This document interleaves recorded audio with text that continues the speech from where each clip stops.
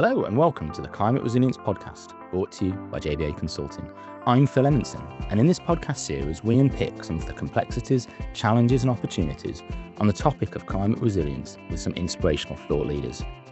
Now, in March this year, I had the pleasure of attending Anthropy, a 3-day gathering at the Eden Project in Cornwall, which brings together leaders and organisations to look at how to make the UK a better place. Working with a cross-sector network and welcoming businesses and non-profits alike, Anthropy facilitates changing practices, the building of new partnerships, influencing policymakers and transforming personal behaviour. It's framed around 4 pillars: people, place, prosperity and global perspective. And I'm delighted to welcome John O'Brien MBE as my guest today. John is the founder of Anthropy and brings a rich background and experience, which I know will make for a fascinating conversation today. John, welcome to the podcast. Hello, Phil. Great to be here. Now, interestingly, you and I are from the same small market town in Shropshire. So it's great to have not only my first Salopian on the podcast, but indeed my first Wellingtonian too. Normally, I ask our guests just to give a short introduction at this point. But I think in your case, a slightly deeper dive into your background, your experience and your career is going to be useful for the context in which we'll discuss Anthropy. So maybe we could start there. Well, Phil, the start of the story actually is, as you say, is in Shropshire. And I grew up in the early 60s and 70s in a small market town. And when I look back, I could see the relevance actually of some of what we profess today, which is about business and their role in their communities, because I was the child of small retailers and small business people in that town and in that area. And I could see how involved they were in both the local charities, in the chambers of commerce and things of that kind. And actually, as a young boy, I grew up standing on a little box behind the counter so that I could see over the counter when either one of my parents or one of my grandparents would go off to make a cup of tea. So the first sort of public-facing role was standing on a little wooden box to look over the counter and watch the shop. But after school, I didn't go to university. I went to the local school. I went into Lloyds Bank and I spent a few years, 3 or 4 years in Lloyds Bank. But actually that was a good job, but it wasn't necessarily the job for me at that time of life. So the first formative period of my life was that I spent 10 years as an army officer in the British Army, obviously going through the Royal Military Academy of Sandhurst, being trained as a leader of infantry soldiers is quite specific, but I spent 10 years happily doing that around the world. And then when I came out of the army about 30 years ago, I found that those skills were extremely useful in going into what I've done since. I can talk more about that. Yes, well, I think Anthropy, which has obviously come later on in your career and more recently, was I think, if I'm right in saying, a reaction to COVID. Is that right? Or your Yes. What you saw during COVID? Yeah. Yeah. So basically at the time of COVID, and indeed up until last year, I was the EMEA managing partner of a group of 9 global marketing, public relations and digital agencies at the US company called Omnicom. And that had meant that I was commuting from my home in Shropshire down to London. I'd been doing that for about 7 years. Prior to that, I'd actually spent a decade running what would be known as corporate social responsibility programs for the now King, when he was Prince of Wales, King Charles. So I'd spent a lot of time in the interface between business and society. I'd also in that time built my own business. And I had done that all commuting from Shropshire on a weekly basis down to London or elsewhere. And then COVID hit. And like everybody else, we were all sort of told to lock down. And so I was locked down here in Shropshire.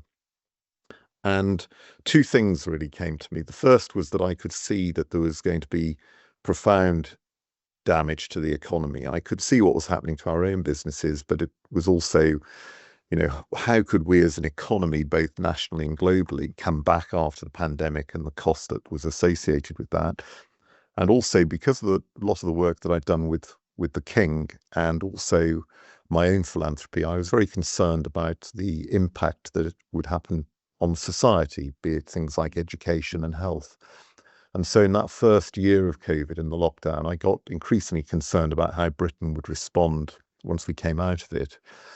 But the trigger was that I've written a few books, and I'd undertaken to write my last book in that year without knowing that COVID was coming. And the foreword was written by Klaus Schwab, the founder of the World Economic Forum.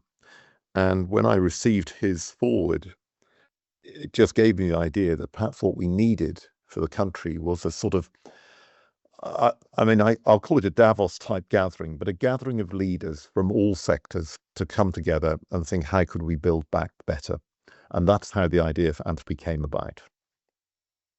So yes, the British Davos. I've heard that as well. When people have been describing Anthropy, and as I said, I was fortunate enough to attend earlier this year, and it was an amazing experience.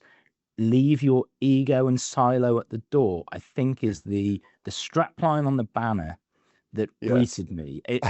Tell me about that strapline. Well, so the first thing I'd say is people do call it the British Davos.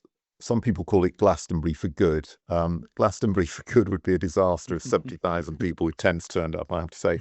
But I'm also slightly cautious of the Davos label as well, because I think I've got nothing against the World Economic Forum or Davos, but it does conjure up in certain people's minds a level of, let's say, exclusivity and, things like that. And Anthropy is for leaders, so it's not for the general public. It's primarily for people leading organizations or being thought leaders or leading initiatives or government and things like that. But I wanted to design it so that people could come in from all walks of life. So we do bring social entrepreneurs in, we bring charity leaders in, we bring big business leaders and government and academics and artists and media. And those that can pay, and those that struggle, we have a bursary program and we get people in so that the richness of the conversations is not hampered in any way simply by the sort of price that people might need to pay. But if you can imagine that out of the 2,000 delegates, you have an awful lot of CEOs and you have a lot of people who are used to having a lot of people running around after them. The one thing that I and my tiny team cannot do is cope with egos. And so there was, firstly, on the ego side, I really wanted people to come in and be, human and approachable and not standoffish and really enter into the spirit of sharing. And I'm delighted that actually some of the most senior leaders in the land come and they absolutely embrace that. And so leaving the ego at the door is really critically important. And over the 4 years that we've run them, I would say genuinely only about 3 people out of the thousands and thousands that have attended have ever struggled with that. But I think actually the biggest issue is leaving your silo at the door, because we need to break down the barriers between siloed thinking if we're going to get new innovations and new solutions for the challenges that we face. So I'm a great believer in, if, for example, one has a problem and you ask 3 bankers for a solution, then inevitably you'll get a banker solution, and 3 teachers will give you a teacher solution, and 3 artists will give you an artist solution. But if you put a banker, a teacher, and an artist together around that problem, you'll get something entirely different, because obviously their different perspectives will bounce off each other in different ways. So when people come to Anthropy, it's fully understandable that, for example, a chief sustainability officer will think, oh, I'll go into that session because it's on something that I know about and I'm interested in that speaker, etc. But I also challenge people and say, well, okay, that's fine, but do you happen to be a parent, for example? And if you are, why don't you just go down into that space in the rainforest and listen to somebody like Darcy Bussell talking about fitness in primary schools instead? Or are you interested in culture and heritage and the arts? If so, why don't you go over there and listen to, Lloyd Grossman talking about the conservation of the arts and things of that kind? So I want people to bring their whole self and explore new ideas and experiences, as well as just stay in their own silo professionally. So I do also sort of say, don't just bring your business card, bring your whole self. And that was something that I experienced very much firsthand. And I think the concept of breaking down silos is something that we've talked about on the podcast many times. in the context of resilience and resilience to climate change, because if we are to achieve whole society resilience to climate change, then breaking down of those traditional silos is absolutely essential. Yeah, and if I can, Phil, I mean, one of the Yeah. things is that, to be perfectly blunt, I mean, sometimes people think that Anthropy is like another conference, and I don't call it a conference, I call it a gathering. We have 230 sessions over 18 stages with 600 speakers across 3 days. So it's very unlike anything else that runs in the UK. But also, it goes back to my own experience, particularly the last sort of, I guess, the time at Omnicom and the time that I had my own business. I would be invited to 2 different types of conferences to talk. I would be invited to marketing communication conferences, and I would be invited to ethical purpose and sustainability conferences. And it got to the point where I was actually towards the end of those. I would say to an audience at, say, a sustainability conference, I'd say, right, put your arm up if you've got sustainability in your job title. And just about everybody's arm would go up. And I would then challenge them and I'd say, okay, so you are a bunch of sustainability directors talking to other sustainability directors about sustainability at a sustainability conference. How dull can you get? Yeah. And then the next week I'd go to a marketing conference and the same thing would happen with marketing. And I would say, same thing. You're marketing directors talking to marketing directors about marketing at a marketing conference. My God. Now, actually, I knew from my own experience that one of the things that I did in my business and one of the things we did at Omnicom, whatever, was to break down the internal silos and barriers where you'd literally, I mean, in one instance, and I won't name the company, but in one instance, I literally almost grabbed the head of sustainability by the scruff of the neck and walked them down the corridor at their head office, and took them into the office of the marketing director because they just did not talk. And actually, the two of them could then develop a much greater richness in terms of storytelling about what the company was doing. And at the same time, the people that were championing their sustainability programs actually felt they were being valued. And so I'm a great one for breaking those silos down wherever we can. And that makes for some interesting mixes because, of course, across the sessions, some of the sessions are curated and developed by our members and by people that apply for session space. Some of those are curated by myself and my team. And those that we create often will mix those silos up. So that will mean that you'll have somebody like a historian sitting next to a pop star, next to somebody that comes from banking or something, and then you ask them a question which is, well, what does it mean to be human? And actually some of those extraordinary conversations can be very engaging. Yeah. I'm keen. We sort of move on to your views around some of these concepts, but before we do, one final question about Anthropy, which is why the Eden Project? Well, exactly. Well, obviously, some of your people, I'm sure, will have been to Eden. Many will know of Eden, and some will not have been there. So there are 2 things, I guess, that describe. I'll explain why it is a great example of something, and then I'll explain why I chose to do it and do something that nobody else had ever done. Yeah. The first thing about Eden, for those that don't know, is that it's an extraordinary visitor attraction, but it's an ecological and environmental experience is the best way to describe it. And what is most famous about them are these enormous biomes, extraordinary structures, one of which houses the world's largest indoor rainforest with trees, etc., growing, to a great height. And you can actually walk up into the canopy of the trees and it's full of wildlife. You hear the insects, the birds are walking around, etc. And the second big biome is a Mediterranean experience where you get a Mediterranean environment. Now, the thing about them, however, is that all of that and all the other buildings of different types were actually constructed through the vision of Sir Tim Smith in what was a redundant quarry. So it was a clay pit, in fact. So if you imagine this hole in the ground, which was an old clay pit, which was just redundant, there was no life in it. It was just a barren hole in the ground. It took vision.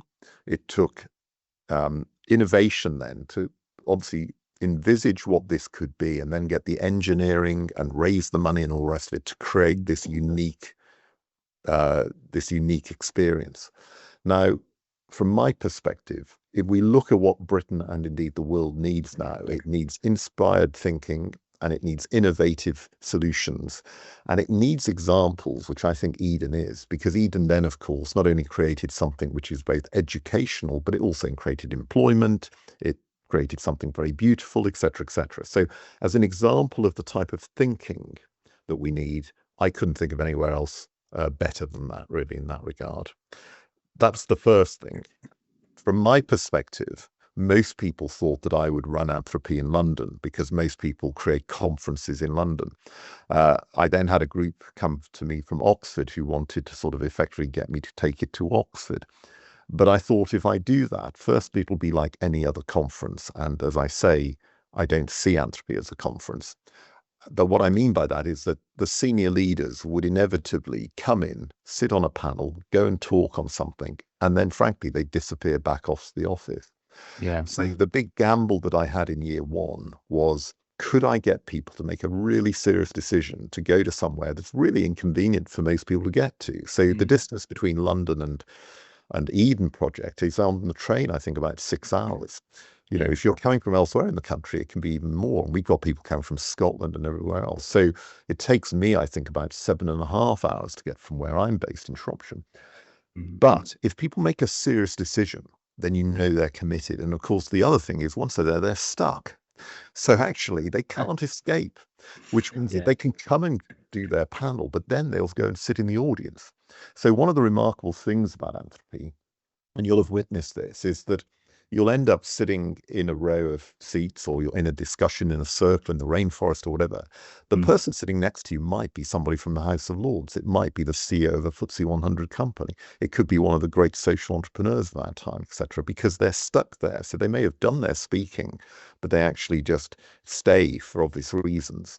And the other thing that we've had an increasing number of is that we have a lot of people coming now who are philanthropists, very successful business people, and they don't even speak. They just sit in the audience and just absorb, and they listen to what's going on. And then, you know, I tend to know who they are, but because of the way they dress and all the rest of it, they just sort of blend into the whole movement, really, that's there. Yeah, yeah, and it is a fascinatingly rich dialogue and discussion over those 3 days, and you know, I was able to challenge myself and go into different panels, as you say, bring the whole self, and I certainly did, and the experience I had was unlike no other that I've had. I've been writing down a few notes as we've been going along here, John, and I've already written down sharing, innovation, and storytelling, and you wouldn't believe how frequently those three uh, terms and topics come up on the podcast, actually. So already I'm starting to see just how vital your vision and indeed Anthropy is in terms of resilience, actually, and this whole society approach, and indeed the importance of cross and multi-sectoral engagement and involvement. And so with that in mind, then, you know, and Anthropy very much about being about how we, you know, we can be a catalyst for change and make change happen and then sustain that. There's a couple of topics that I want to dive into a little bit further with you, and the first of which is the role of civic engagement and the role of society, because obviously that's a very important role, or has a very important place in the Anthropy discussion. Yes, absolutely. Well, the first thing I'd say is, I mean, you're absolutely right, and one of the things about breaking down barriers, etc., is also to ensure that people understand and appreciate that they can have an impact in the world that goes far beyond the job that they do. It's an obvious thing to say, but often sometimes people forget that. And one way that that happens is where people get actively engaged in civic society organizations and activities. One of the other reasons related to doing Anthropy at a place like Eden was that I didn't just want to change or make people think differently. I wanted them to feel differently. And so obviously the environment that one's in can make people feel differently, and undoubtedly the biomes do. So if you're discussing net zero, or you're discussing, you know, climate change or something of that kind, and you're doing it in a rainforest being dripped on, it's humid and there's insects and there's birds walking by, that will make you feel differently than doing it in a normal conference room, for example. Yeah.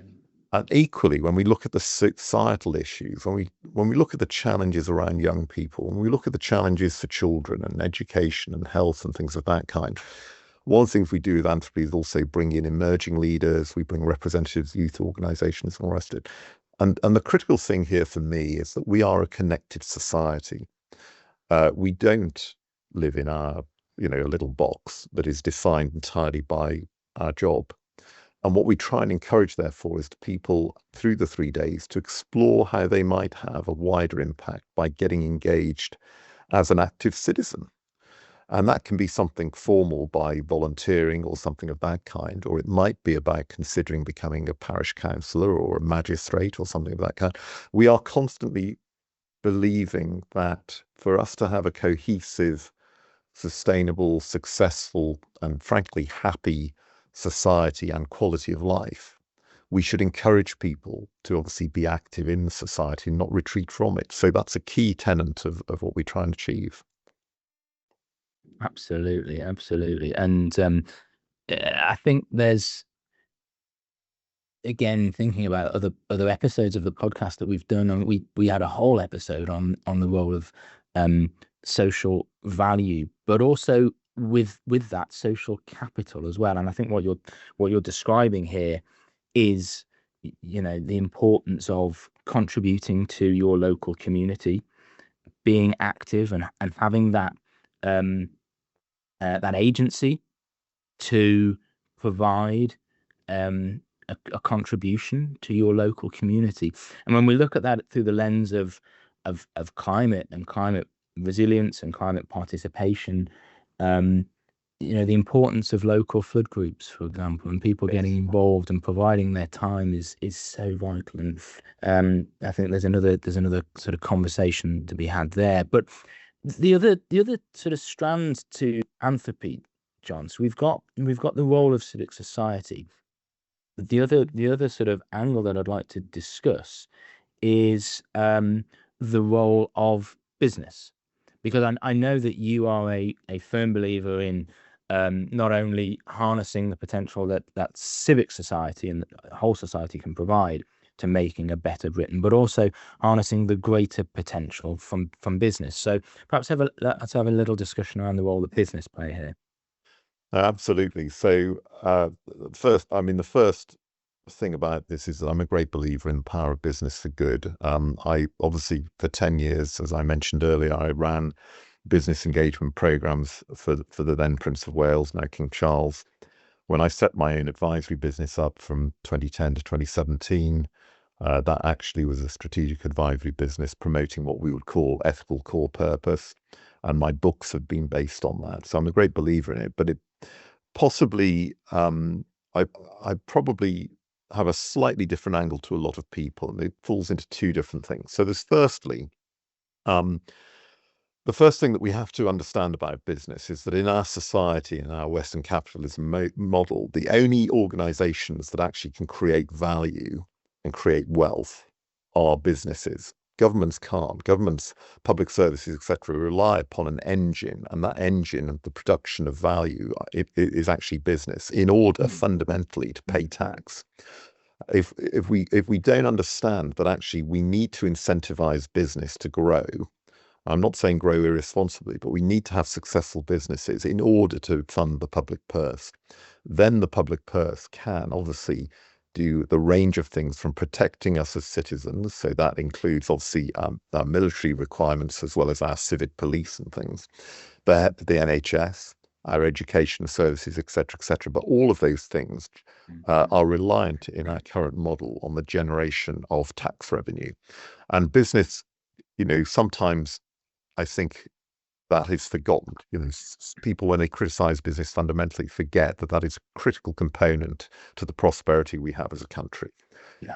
Then if you look at actually the key thing that I advocate so much about is understanding how a business operates. So if we think, well, we know and understand that the business does that as an effect, what we want as citizens is to have the most responsible businesses to be most successful.